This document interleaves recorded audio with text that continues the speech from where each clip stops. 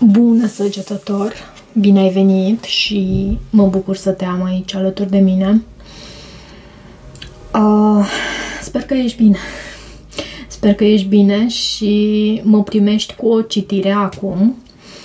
Am cerut din oracolul arhetipurilor al lui Kim Krans un arhetip pentru tine.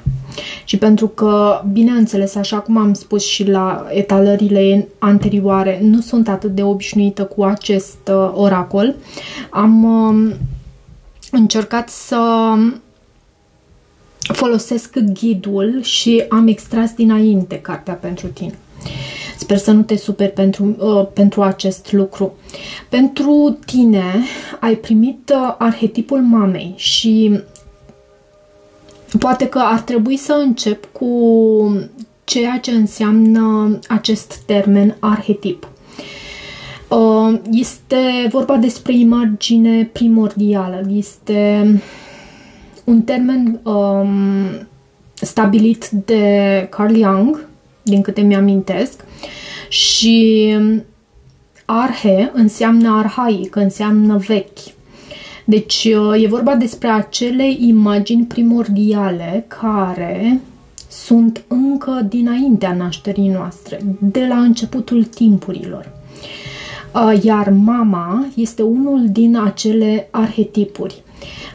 Pentru tine îți sugerez să vizualizezi această imagine. Este prima carte din acest oracol, este oracolul cu numărul roman 1.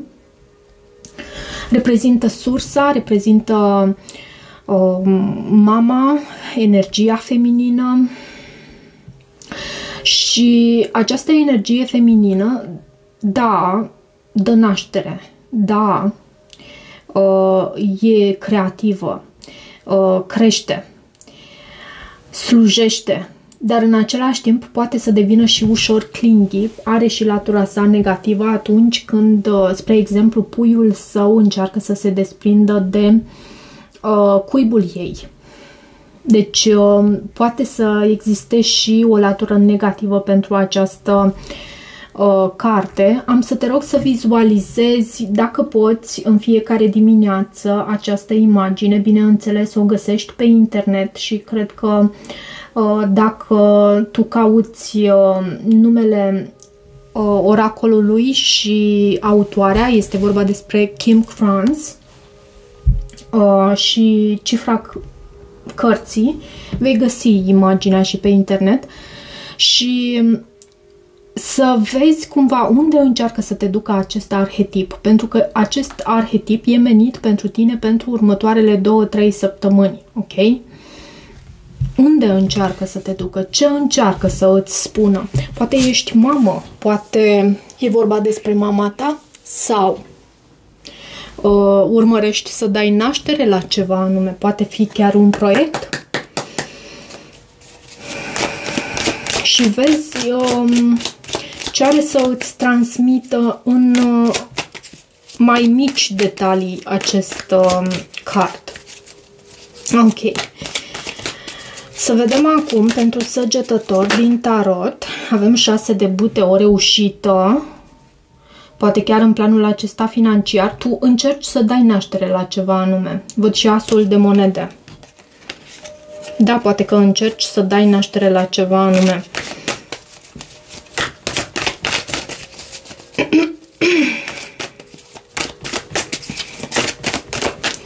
Pentru săgetător.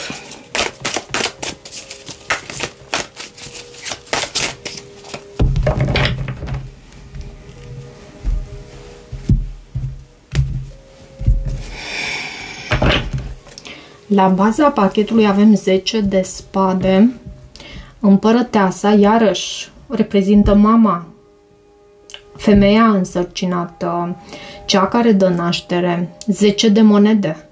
E ceva cu acest arhetip pentru tine. 10 de spade anunță un final, anunță încheierea unui anume capitol. Nu spun că s-a încheiat ceva cu această persoană, dar poate fi și asta. Poate o decizie a ta de a pune punct Situația de față, avem 5 de monede, 7 de cupe, 3 de spade. Ce treci tu aici? Diavolul, eremitul, asul de cupe, asul de spade, ai totuși claritatea asupra lucrurilor, cavalerul de monede, o persoană care se mișcă destul de încet în preajma ta, 8 de bâte și rezultatul posibil obținut 5 de spade, iar în planul financiar avem 6 de cupe.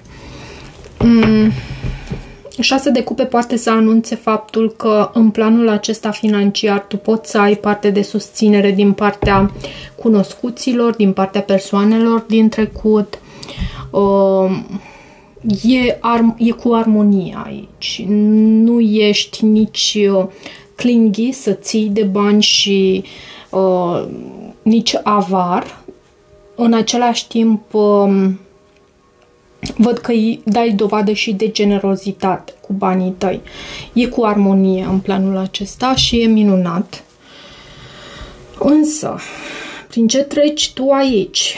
Avem 5 de monede în situația de față. 5-ul de monede anunță sentimentul acela de abandon, de lipsă. Poate că, da, 5-ul de monede într-adevăr poate fi legat și de planul acesta financiar în situația de față. Poate ai cheltuit mai mult în ultima perioadă. Avem 5-5 aici. 5-ul este o cifră a schimbării. Dar eu cred că nu este neapărat vorba despre planul financiar aici, cât faptul că te simți singur, îți e dor de ceva, de cineva. De ce 5 de monede? Regina de monede. Poate ai de a face cu un semn de pământ, un taur, o fecioară, un capricorn, sau, iarăși, mă gândesc la faptul că poate fi vorba și despre abundența ta. Dacă este vorba despre o persoană, aici există dedicare, există angajament, dar și suferință. Eu cred că e vorba despre o despărțire. Și lucrul acesta îți aduce confuzie, urmărești persoana respectivă sau ea te urmărește pe tine. Dacă ai de a face cu un semn de pământ, acestea sunt taur, fecioară, capricorn. Văd o fecioară, posibil în gândurile tale. De ce 7 de cupe? În provocarea din această situație. 7 de cupe, bineînțeles, vorbește despre confuzie, dar mai vorbește și despre a vizualiza, despre a urmări, despre a căuta informații. 9 de bâte. Te simți rănit aici. 9 de bâte este războinicul rănit. Și ca și cum ai fi rănit pe sub centură, lovit.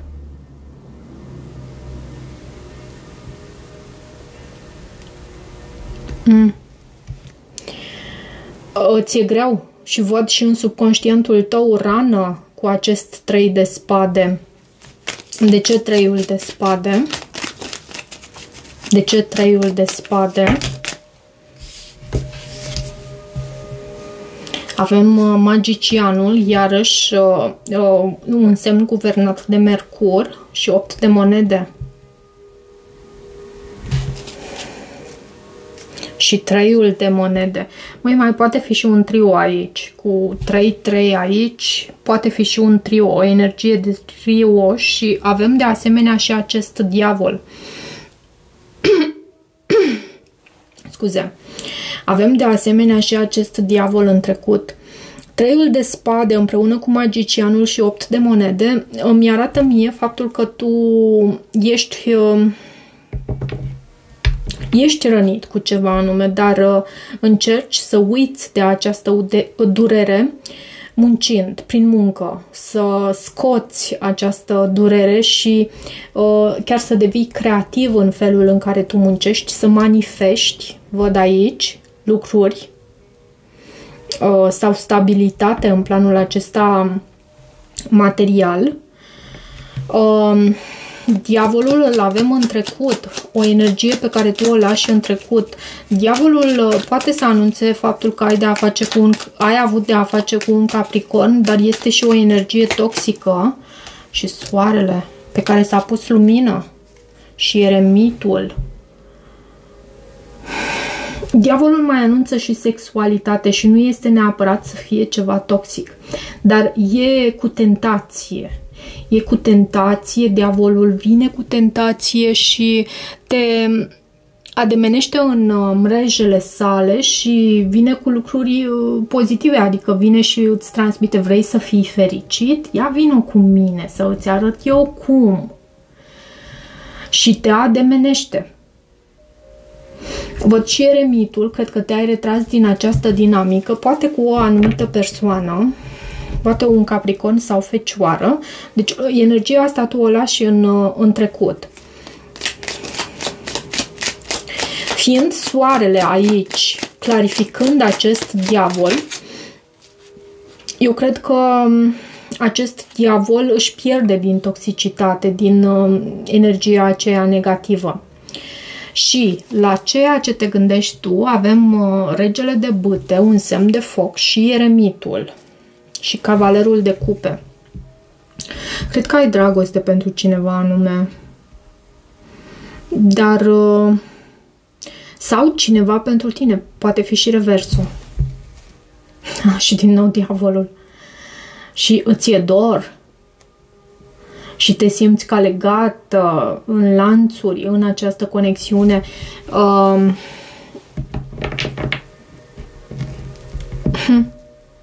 Interesant felul cum au ieșit cărțile. În viitorul apropiat avem acest nou început cu iubire. Asul de cupe poate să anunțe și faptul că poate să anunțe o concepție, ok? A concepe ceva anume. Fie un copil, fie un proiect, fie e un nou început aici. De ce asul de cupe? 2 de bâte. Dar ai de luat și o anumită decizie aici. Asul de cupe, și mai vreau o clarificare aici, în viitorul apropiat pentru tine, pentru că este o carte bună în genere. Uneori poate să anunțe și lacrimi, dar cu aceste cărți nu cred. Cu 2 de bâte nu cred. Împăratul. Poate ai de a face cu un berbec și văd hierofantul. 3 de spade, 9 de cupe. Împăratul este în control, împăratul este o persoană autoritară și poate că tu ai de luat o anumită decizie în privința acestui nou început, dacă să aibă loc sau nu acest nou început cu iubire. Această suferință, această durere, pentru că am văzut acest 3 de spade în subconștientul tău, să știi că va face ca inima ta să se deschidă cu acest as de cupe. Va face ca inima ta să se deschidă în viitorul apropiat. Și poate că dacă în trecut ai fost mai mult în control, mai mult autoritar sau autoritară sau controlatoare, hai să zic așa, în relații, și, hey, no offense, pentru că toți o mai facem din când în când, adică nu e ceva... Până ce ne dăm seama, cu toții o mai facem. Și văd faptul că ți se deschide inima. Iar lucrul acesta este minunat. Asul de spade este un sfatul pentru tine. Anunță claritate mentală, poate comunicare, stabilirea unei comunicări autentice între tine și această persoană. Roata norocului este energia care te reprezintă pe tine și asul de cupe din nou. 2 ași. Și să știi că așii nu prea s-au arătat în citirile, în setul acesta de citiri. Cel puțin nu de astăzi. Roata norocului vine cu noroc, bineînțeles. Odată ce tu ai sădit semințe bune în sol fertil, tu culegi roadele cu această carte, roata norocului. Văd nou început pentru tine. după o perioadă dureroasă. Dacă ai trecut printr-o perioadă în care te-ai simțit abandonată, ai simțit că nu mai poți, că inima ta pur și simplu e sfâșiată, nu îți pierde speranța, pentru că aici avem opțiunea asta și oportunitatea de nou început. De ce cavalerul de monede? În energia care vine din exterior. Poate ai de-a face cu un semn de pământ, un taur, o fecioară, un capricorn. Poate să existe și o diferență de vârstă între voi. Văd aici cu acest cavaler și avem și împăratul. Bine că s-au arătat mai multe personaje aici pe masă la tine. Și mai mature și mai puțin. De ce cavalerul de monede? Vine cu o ofertă acest cavaler și e ceva de încredere și 9 de cupe. Și 3 de monede. E ceva pentru colaborare, pentru... Uite, te văd și pe tine aici cu cartea ta, temperanța. La tine, săgetător, văd cum te gândești obsesiv aproape la cineva anume. Ce se întâmplă aici în energia care vine din exterior? De ce 9 de cupe și cavalerul de monede? Această ofertă vine, dar cred că foarte încet. Da, vine. Asul de cupe. E persoana la care